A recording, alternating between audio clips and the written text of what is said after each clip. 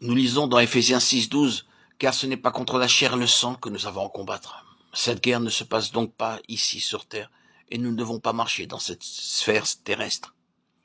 Nous avons à combattre contre cet ennemi qui se cache derrière la chair et le sang. Enfants de Dieu, si vous voulez apprendre à attaquer l'ennemi qui se trouve derrière la chair et le sang, réclamant la victoire au nom du Seigneur Jésus, rien ne résistera devant votre offensive, ni devant votre chant de victoire, au nom de Jésus. Nous avons à combattre. C'est donc un combat.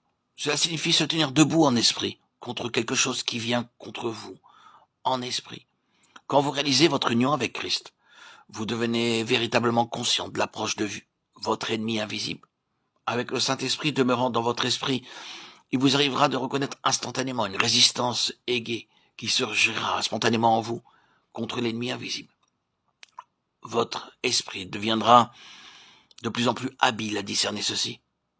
Par exemple, dans la vie pratique, vous rencontrez quelqu'un qui vous raconte une vilaine histoire. Vous reconnaîtrez l'esprit satanique qui l'a inspiré et vous direz « Non, je ne le croirai pas ».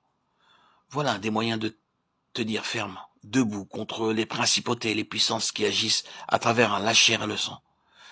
Notre lutte est contre celle-ci, contre les puissances, contre les princes de ce monde. Qui sont donc ces princes de ce monde? Dieu règne pourtant dans le ciel. Dieu est souverain sur le trône. Oui, mais dans la dispensation actuelle, le Dieu de ce siècle règne par les ténèbres. Les ténèbres obscurcissent la sphère où vous travaillez. Vous les voyez, vous les sentez. Avez-vous compris comment il faut combattre contre ces dominateurs des ténèbres et les vaincre de façon à maintenir la victoire et à vous tenir debout en esprit, fort dans le Seigneur, dans sa force toute puissante contre l'ennemi, contre la puissance spirituelle de méchanceté qui est dans les lieux célestes. Il y a par exemple la puissance de la boisson, c'est l'esprit qui pousse un homme à boire. Il y a la puissance du bavardage, c'est l'esprit qui pousse quelqu'un à babiller, à bavarder. Oh, vous n'aviez pas compris ce qu'étaient ces puissances de méchanceté, qui sont des esprits, et qui vous attaquent et vous poussent à faire des choses que dans votre cœur vous ne désiriez pas faire.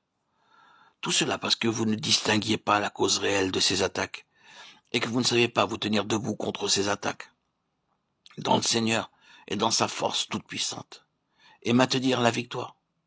Voilà le conflit spirituel contre les principautés, les puissances, les dominateurs, les esprits malins. À quoi cela sert-il de discuter avec les hommes? Il faut agir contre l'esprit de méchanceté.